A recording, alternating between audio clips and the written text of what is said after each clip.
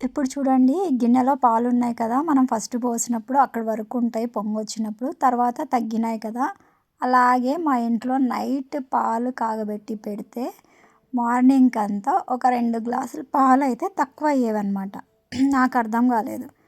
అలానే ఆమ్లెట్ కానీ, ఏదన్నా ఎగ్ కర్రీ చేసి ఒలిసి ఆడ పొట్టు పెట్టినా అనుకో, మార్నింగ్‌కంతా ఆ పొట్టు గూడా చూసామంటే కొద్దిగా కూడా మిగలదనమాట. ఏమైపోతదో అర్థం కాలేదు నాకి. సో, ఏంది అని అంతగా పెద్దగా పట్టించుకోలేదనమాట.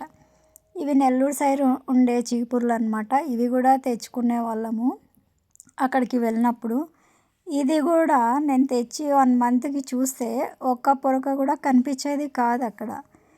ఏమైతున్నాయో నాకర్థమయ్యేది కాదు. అంత ఆలోచించేది కూడా లేదనమాట అప్పుడు. ఏదో పిల్లని చూసుకున్నామా, ఇంట్లో ఉన్నామా అనేటట్లు ఉంటుంటే అనమాట.